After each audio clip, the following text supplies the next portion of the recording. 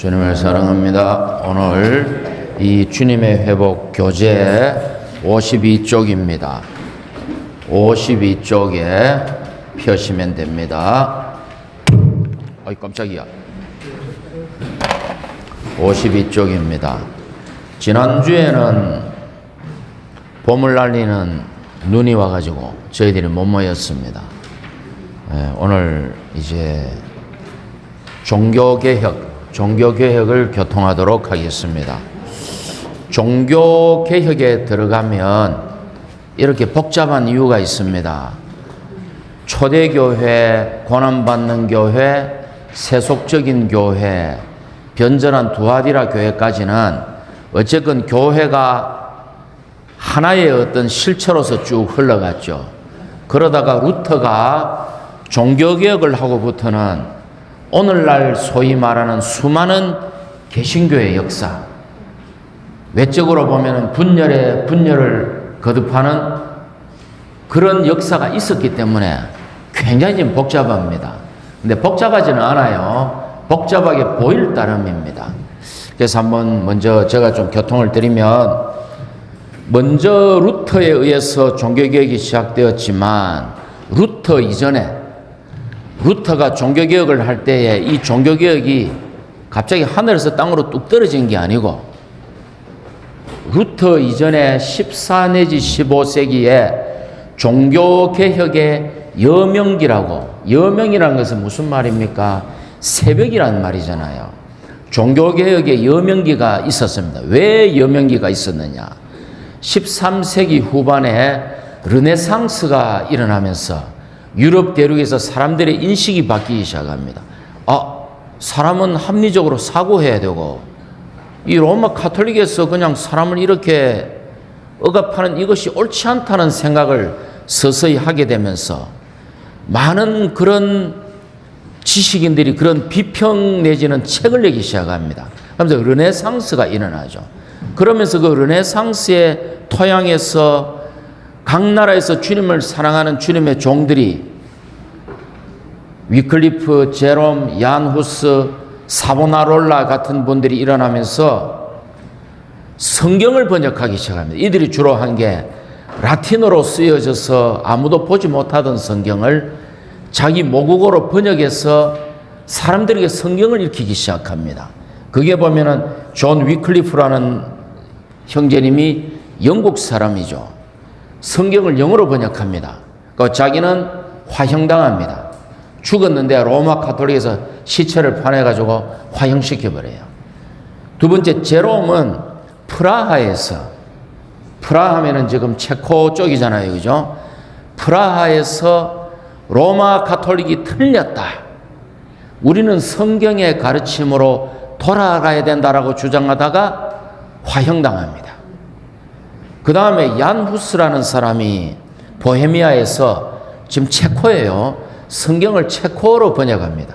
그리고는 체코어로 번역하고 종교개혁을 하다가 화형당합니다. 그 다음에 이제 사보나롤라라는 분이 이탈리아 피렌체, 그 르네상스가 일어난 그곳에서 종교개혁을 하다가 역시 메디치가의 부정부패를 고발하다가 화형당합니다. 왜 화형을 시켰을까요? 왜 화형을 시켰느냐? 로마 카톨릭 안에는 성물 숭배가 있었어요. 성인 숭배, 성물 숭배가 있었어요. 이 성인이 죽으면 성인을 경배하고 성인의 뼈를 경배해요. 구약에 그런 상황이 있잖아요.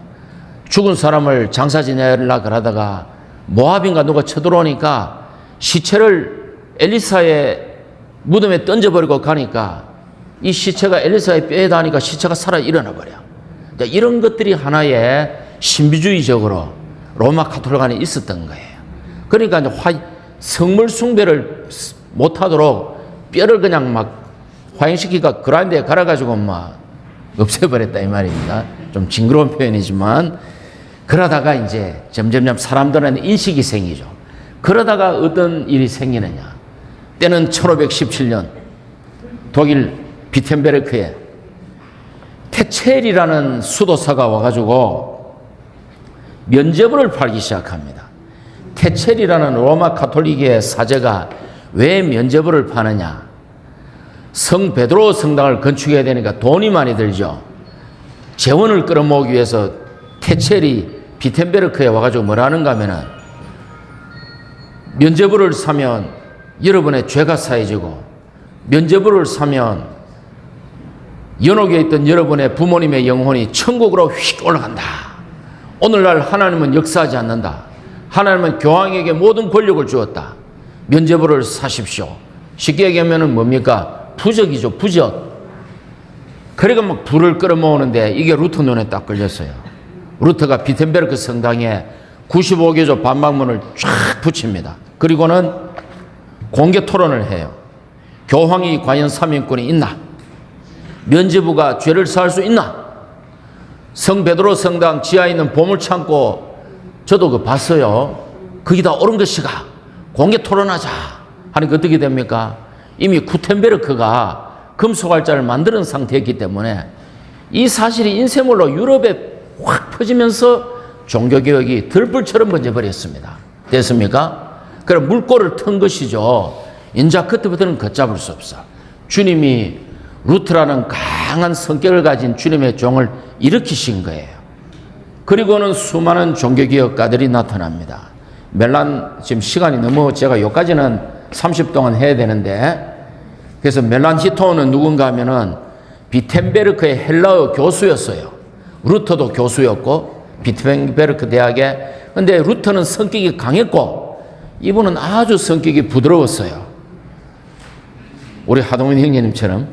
그래가지고 이제 이 루터를 많이 도와줍니다. 이 유명한 인문학자였기 때문에 많은 부분에서 루터를 도와가지고 종교개혁을 아주 성공적으로 이끕니다. 그래서 이게 프로테스탄트라는 이름이, 이 루터는 이미 로마 가톨릭에서 파문당했기 때문에 그 제후들과 신성 로마족의 황제들이 모이는 회의에 참석을 못해.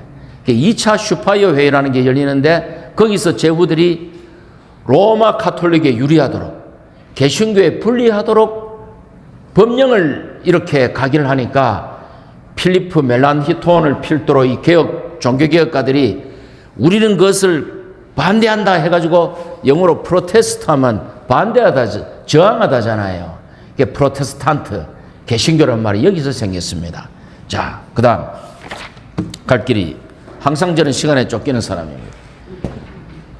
쩌빙글리를 먼저 해요. 쩌빙글리는 누군가 하면은 그 스위스의 울리히, 집 55쪽으로 넘어가서 맨 위로 울리히 쩌빙글리는 스위스 안에서 독일어를 사용하는 지역에서 종교개혁을 이끌었어요. 그런데 이 형제님은 루터보다 더 강했어. 루터보다 종교개혁을 더욱 철저히 했어. 그러다 어느 날 이 두 사람이 안 맞는 부분이 있어.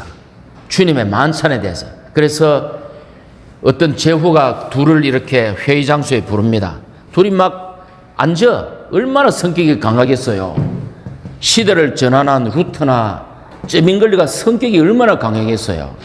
광희처럼 해볼래 이런 사람들이 아니고 아주 성격이 강한 사람이었다 이 말이야. 둘이 양보를 안 하는 거야. 뭐라고 양보 안 하느냐? 주의 만찬은, 쩌빙글리는 우리가 떼는 떡과 포도주는 상징이다. 상징이다. 루터는 아니다. 공제설, 우리가 떡을 떼는 순간 이 떡은 실제로 주님의 몸이 되고 우리가 잔을 마실 때 이 잔은 실제로 주님의 피가 된다. 서로 양보를 안 해. 마지막에 루터가 물컵을 쫙 부어가지고 팍 물을 찍어가지고, 응? 이것은 여러분을 위해 주는 나의 몸이니 딱 써놓고 팍 박차하고 나가버려요. 그러니까 루터가 볼 때는 이것은 주님을 위해 주는 나의 몸이니 했으니까 이 주님의 떡이 주님의 몸이다 이게야. 이제 문자적인 해석이냐 영적인 해석이냐 이 차이인데 뛰어나가버려. 그래 이들의 특징이 서로 하나가 안 된 겁니다. 이들의 특징이 서로 하나가 안 돼. 다 국가와 민족을 위한다고 하는데 서로 싸우는 거하고 똑같아요. 그걸 이해하시면 쉽습니다. 슈뱅크펠트, 이분이 대단한 분입니다. 슈뱅크펠트는 54쪽 밑으로 가십시오. 54쪽 밑으로. 카스파르 폰 슈뱅크펠트라고 있죠. 이분이 폴란드 남서쪽에서 종교개혁을 했는데 이분은 로마 가톨릭에도 동조하지 않고 루터나 뭐 재침례파도 타협하지 않았어요.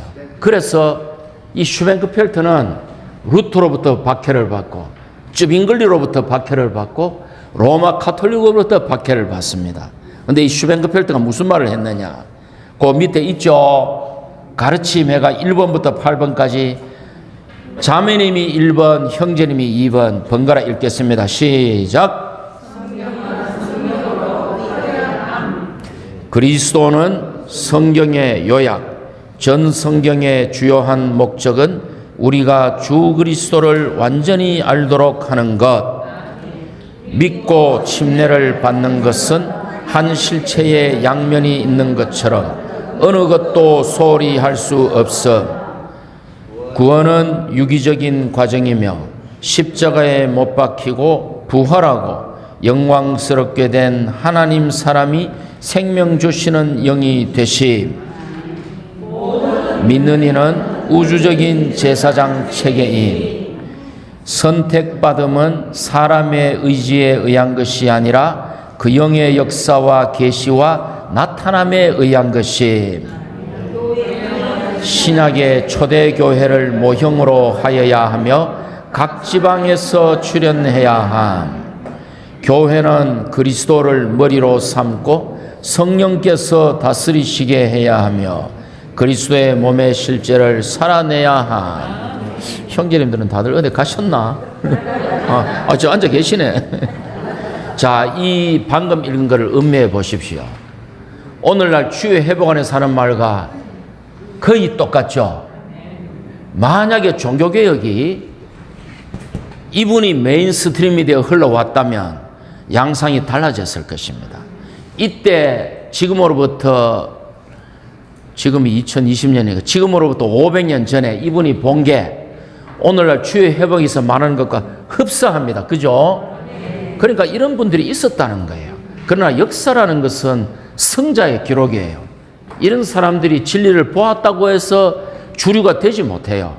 밟아버리고, 왜냐하면 이 종교개혁이라는 것이 로마 가톨릭에 대항한 것이었지만 정치적인 역학관계에 의해서 많은 정치적인 역학관계에 얽히게 됩니다. 그래서 종교개혁이 완벽하게 성공하지 못했어요. 자, 넘어가겠습니다. 그 다음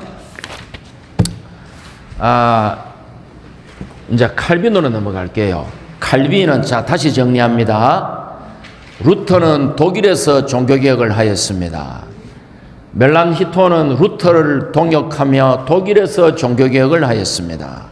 슈벤크펠트는 폴란드라 그랬습니까? 맞습니까? 폴란드 남서쪽에서 종교개혁을 하였습니다. 쯔빙글리는 스위스의 프랑스어를 사용하는 지역에서 종교개혁을 했습니다. 켈빈은 스위스에서 프랑스어를, 이건 독일어, 켈빈은 스위스에서 프랑스어를 사용하는 지역에서 종교개혁을 했습니다. 제네바를 중심으로. 그런데 켈빈이 왜 유명하냐? 켈빈은 기독교 강요라는 책을 썼어요. 이 책이 종교개혁의 모든 개혁파들의 하나의 지침서가 되었습니다. 그래서 이 문서사역이 위대한 거예요. 워치만리 형제님이 대륙에서 주님에 의해 일으키심 받았을 때에 그분이 문서사역으로 중국 대륙에 이 진리를 공급했습니다. 그래서 그분이 문서사역으로 계속 수많은 중국에 사랑하는 자들을 일으킨 후에 어느 날 리 형제님이 지방교회의 진리를 얘기했을 때에 각지에서 교회들이 쉽게 세워져 가지고 워치만리 형제님이 투옥되기 전에 중국에는 500개의 지방교회가 있었습니다. 그들은 뭐 공산정권이 들어오면서 다 없어져 버렸죠. 없어졌나요? 없어졌습니까? 겉으로 볼 때 없어진 거예요. 그 생명의 씨앗은 땅속에서 비 온 후에 한번 보십시오. 5월 달에 막 비가 나가지고 누렇게 다 타죠. 비 한번 오면 그 다음은 어떻게 됩니까? 땅 아래 있던 풀이 다 솟아옵니다. 그런 것이에요. 중국에는 지금 주님의 회복에 많은 성도들이 많이 있습니다. 엄청나게 많습니다. 다 워치만리가 뿌린 씨앗이에요. 그래서 이제 이 켈빈이 기독교 강요라는 책을 쓰면서 이 책이 어디에까지 영향을 미치느냐. 켈빈은 프랑스 사람이잖아요. 스위스에서 종교개혁을 시작했지만 영국의 종교개혁에 지대한 영향을 미칩니다. 청교도에게 지대한 영향을 미칩니다. 감리교에 지대한 영향을 미치지 않네요. 약간 교리적으로 차이가 있어요. 감리교는 알미니안주의의 노선을 따르지만 어쨌건 전혀 관계가 없는 건 아닙니다. 복음주의까지 20세기까지 켈빈의 영향이 멀리 미치게 됩니다. 여기까지 가는 거예요. 복음주의까지 가고 이 영향이 형제에 다 도달한 것입니다. 물론 켈빈주의는 좀 문제가 많아요. 이거를 다 설명할 수가 없을 것 같은데 하나만 말씀드리면 켈빈은 뭐를 주장했는가 하면은 사람은 다 타락했다. 맞죠? 그런데 켈빈이 볼 때 하나님의 주권을 지나치게 강조하다 보니까 사람의 자유의지를 무시해버렸어요. 그럼 이게 무슨 말인가 하면은 어떤 사람이 구원받고 어떤 사람이 구원받지 않는 것은 하나님이 창세전에 다 예정해놨다. 선택하고 예정해놨기 때문에 사람이 어떤 짓을 해도 구원받을 사람은 구원받고 구원받지 않을 사람은 구원받지 않는다. 그렇기 때문에 잘 들어보십시오. 그리스도가 십자가에서 죽으신 구속은 모든 사람을 위해 죽은 것이 아니고 하나님이 미리 딱 점찍어 구원시킬 그 사람만을 위해서 주님이 피를 흘렸다. 벌써 엉터리죠. 켈빈이 이렇게 얘기했어요. 그러니까 사람의 자유의지는 없는 거예요. 그럼 이제 어떻게 되느냐. 어제 저녁에 술 한잔 했어. 창세전에 하나님이 다 예정된 거야. 오늘 죄를 지었어. 아멘. 이것도 주님의 주권입니다. 아멘. 이러면 생명이 자랍니까? 그러면 하나님이 사람을 로봇으로 만들지 말라고 자유주의를 제가 이렇게 복잡하게 만들어요. 형제 자매님들, 하나님이 우리에게 자유주의를 주신 것은 뭐예요? 우리를 존중하시는 거예요. 그분이 우리를 로봇으로 만들지 아니하고 자유주의를 줘가지고 너가 선악과를 먹든지 생명나무를 먹든지, 근데 선악과를 먹으면 안 돼. 사람이 먹었죠. 사람을 존중하시는 거예요. 사람을 존중 안 하면 그래 만들 필요가 없잖아요. 아예 막 원천 봉쇄해가지고 너는 내가 시키는 대로 해 이러면 된단 말이에요. 근데 우리에게 자유주의를 주시고 우리가 주여 당신을 사랑합니다 이걸 기뻐하지. 응? 우리 안에 로봇처럼 뭐 이렇게 녹음된 목소리 나오면 안 사랑해요. 그래서 켈빈은 여기서 결정적인 실수를 저지릅니다. 그러니까 60년 후에 60살 어린 알미니우스라는 네덜란드 라이덴 대학의 교수가, 신학 교수가 이거 이상하거든. 아니다. 하나님은 모든 사람을 위해 죽으셨다. 예수 그리스도는. 그리고 사람에게는 자유의지가 있기 때문에 이 은혜조차도 사람이 거부할 수 있다. 이래 된 거예요. 이게 맞아요. 이게 맞습니다. 사람은 은혜를 거부할 수 있어요. 근데 켈빈의 관점은 은혜를 거부할 수 없다. 은혜를 절대로 거부할 수 없다. 미리 딱 정해놨기 때문에 그 정해진 사람만 위해 주님이 십자가에서 피를 흘렸다. 요것만 기억하면 됩니다. 켈빈은. 알미니우스는 그거 아니야. 사람은 자유지가 있어. 은혜도 거절할 수 있어. 그런데 알미니우스도 한 걸음 더 나가버려. 뭐라고 나갔습니까? 사람은 구원을 잃어버릴 수 있다. 그래서 알미니우스가 이단으로 판정받아버려. 자, 이게 왜, 그럼 알미니우스가 왜 헷갈렸느냐? 구원과 상급을 구분 못한 거야. 구원에 있어서는 영원한 구원이지만 천연왕국에 가서는 상급을 잃을 수 있잖아요. 슬프며 이를 갈고. 이걸 알미니우스가 헷갈린 거야. 성경 보니까 구원을 잃어버리네. 이래 나가버린 거예요. 그래서 켈빈은 장로교, 알미니우스는 감리교 쪽에 영향을 줍니다. 됐습니까? 여기까지 하고. 다 할 수 있겠네. 그래서 이제 칼빈까지 종교개혁을 했어요. 자, 두 번째. 영국의 종교개혁은 또 좀 틀립니다. 영국의 종교개혁은 또 양상이 달라요. 요거를 말씀드릴게요. 영국에는 이제 또 틴데일이라는, 윌리엄 틴데일이라는 종교개혁가가 나타납니다. 나타나가지고 성경을 영어로 번역합니다. 자, 잘 보십시오. 위클리프도 영국 사람이에요. 위클리프는 라틴어로 된 성경을 영어로 번역했기 때문에 정확도가 떨어져. 그런데 틴데일이라는 영국의 형제님은 헬라어 히브리어로 된 원어를 영어로 번역해. 이 성경이 정확해. 그래서 틴데일 성경 후에 뭐가 나오는가 하면은 커버데일 성경 들어는 보셨을 거예요. 매튜 성경, 그레이트 성경, 제네바 성경, 비숍 성경 수많은 것이 나오다가 제임스 왕 때에 그 유명한 킹 제임스 버전으로 완성이 됩니다. 그래서 위클리프는 영어 성경의 아버지예요. 틴데일이 영어 성경의 아버지라고 불려요.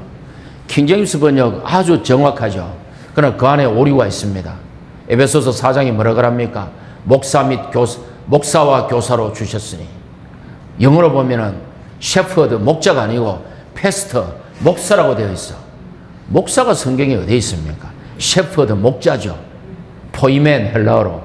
헬라어 원어에 포이맨 되어 있는데 킹제임스에는 목사 해놓고는 흠정력은 틀림이 없다 이래요. 아니죠. 아닙니다. 오늘날 주의회복안에서는 모든 성경 번역본들을 다 참고하고 다 히브리 헬라어로 다 참고해가지고 우리가 회복력이 나온 거예요.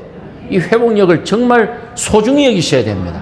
이 말씀을 읽어야 되고 이 말씀을 외워야 됩니다. 예, 이 말씀을 외워야 돼요. 예. 자, 그래서 자, 어떻게 됐을까요? 어떻게 됐나 한번 봅시다. 윌리엄 틴데일, 화형. 그리고는 정치적인 방면에서 어떤 일이 발생됩니다. 영국에 헨리 8세라는 왕이 있었는데 아들이 없어. 아들이 없으니까 아들을 낳아가지고 왕위를 물려줘야 되니까 지금 왕비와 이혼을 하고 재혼을 하고 싶어. 근데 이거를 로마 가톨릭 신도이기 때문에 교황의 재가를 받아야 돼. 그러니까 교황한테 가지고 저 교황이여 내가 지금 왕비와 이혼을 하고 세장가를 가가지고 아들을 낳고 싶소 하니까 교황이 이혼을 허락을 안 해줘요. 왜? 그 왕비가 친교황적인 어떤 제후의 그 딸이단 말이에요. 교황이 당연히 노하죠. 그러니까 헨리 8세가 뭐라 그럽니까? 화가 났겠죠. 이제부터 나는 로마 가톨릭과 손절이다. 로마 가톨릭과 관계를 끊어버리고는 교황에게 세금 납부를 중단한다. 그리고 나라 안의 가톨릭 재산을 몰수해버려요. 그리고는 자기가 영국 교회의 수장이 돼. 그게 바로 뭐다?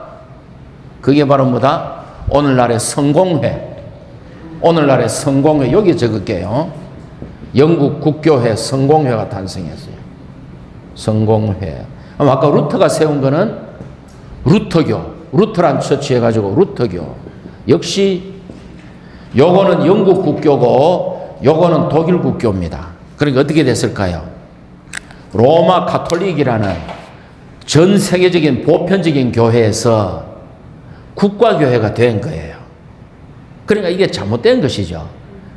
여러분 진리 하셨잖아. 교회의 경계가 나타난 경계가 어떻다? 그렇죠. 한 도시의 한 교회잖아요. 근데 국가교회도 틀렸고 범세계적인 가톨릭도 틀렸잖아요. 이 국가교회가 탄생된 거예요.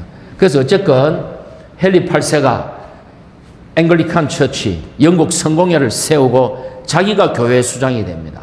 그래서 제가 들은 얘기인데 독일의 국교가 루터교이기 때문에 독일에서 근로자들이 월급을 받으면 요즘은 모르겠어요. 월급을 받으면 월급 봉투에서 4대 보험 떼고 우리나라로 치면 건강보험 떼고 노인 장기요양급여 떼고 또 뭐 밥값 떼고 11조를 월급에서 뗍니다.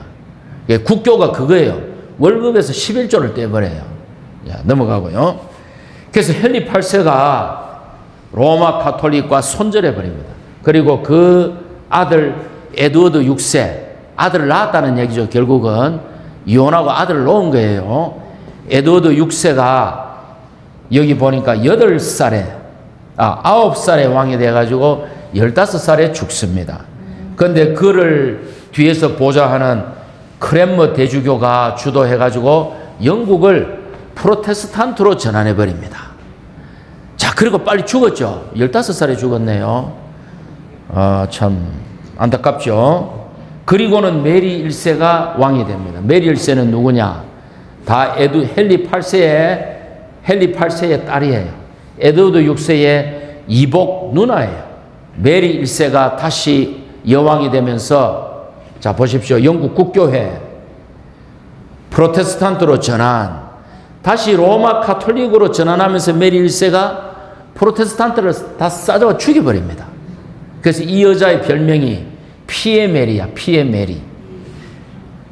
혹시 길 가다가 메리라는 여자를 만나면 조심하십시오. 그래서 메리 1세가 로마 카톨릭으로 회귀하면서 개신교도들을 다 잡아 죽여버려요. 그 크랜머도 이때 처형됩니다. 그래서 이 별명이 피에 메리야. 피에 메리. 그런데 메리 1세도 보니까 그 재위기간이 5년 하고 또 어떻게 됐네요. 엘리자베스 1세가 다시 왕위에 오릅니다. 다시 말씀드리지만 모두가 아까 처음에 얘기한 헨리 8세의 배다른 이복 아들, 딸들이에요. 엘리자베스 1세가 왕이 되면서 이때부터 영국이 해가 지지 않는 나라, 400년간 전 세계를 호령하는 해가 지지 않는 나라가 됩니다. 여기 보시면 엘리자베스가 이제 어떻게 했는가 하면은, 다시, 이래서는 안 돼. 다시 개신교로 회귀하는데 루터교나 그 켈빈처럼 엄격한 쪽이 아니고 온건하게 영국의 교회 상태를 개신교로 전환하면서 뭔가 중도적인 입장이 온건하게 영국의 종교를 이렇게 놔요. 그러니까 교황이 보니까 절반쯤 로마 카톨릭에서 개신교로 돌아갔잖아요. 그러니까 교황이 또 화가 난 거야. 그래서 엘리자베스 1세를 또 파문해버려요. 파문해버리고는 여왕을 죽이려고 예수의 수사들을 침투시켜요, 영국에. 이게 적발이 돼요. 그러니까 이 여왕이 예수의 수사를 120명이가 잡아가 다 처형시켜버립니다. 그러니까 이제 교황이 가만히 있겠습니까? 스페인의 왕 필립에게 내가 너에게 막대한 재화를 줄 테니까 영국을 점령하시오. 오다를 내립니다. 그러니까 필립이 그 소위 말하는 스페인의 무적함대를 이끌고 영국을 침공해요. 근데 보십시오. 스페인이 이쯤 있잖아요. 대륙에 지중해 끝에 이쯤 있고 요 아프리카고 요 스페인 요 있잖아요. 영국이 바다 넘어 요 있단 말이에요. 폭풍으로 그냥 스페인의 무적함대가 폭풍을 만나가지고 한 반 이상 다 깨져버려요. 그러니까 영국이 이겨요. 그때부터 세계 정세가 어떻게 됐느냐. 카톨릭적인 스페인이 해가 지면서 로마 카톨릭의 확산이 중지가 됩니다. 그리고는 영국에 의해서 개신교가 전 세계에 확산되면서, 자, 한번 보십시오. 그 영향이 청교도 영국 사람이죠. 신대륙개척 영국 사람이죠. 감리교 영국 사람이죠. 복음주의 전부 영국 사람입니다. 형제회 전부 영국 사람입니다. 속세명파 전부 영국 사람입니다. 20세기까지 영국을 주님이 쓰셔가지고 지중해에 머물던 개신교를, 기독교를 온 땅에 확산시킵니다. 심지어 워치만리를 누가 가르쳤느냐? 그 유명한 존 넬슨 다비가 나온 그 대학의 동문들이 선교사로 중국에 와서 워치만리가 공부를 한 대학의 교수가 돼요. 그러니까 워치만리는 그 당시에 전 세계 최고 초강대국의 최고의 엘리트들에 의해서 최고의 교육을 받은 거예요, 형제님이. 그리고 그 당시에 형제회의 모든 진리들을 다 흡수한 거예요. 그러니까 주의 회복이 이렇게 이어진 것입니다. 그렇게 해서 이 영국의 종교개혁 여기까지 해가지고 오늘은 여기까지 하도록 하겠습니다. 다음 시간에 여기를 하도록 하겠습니다. 아멘.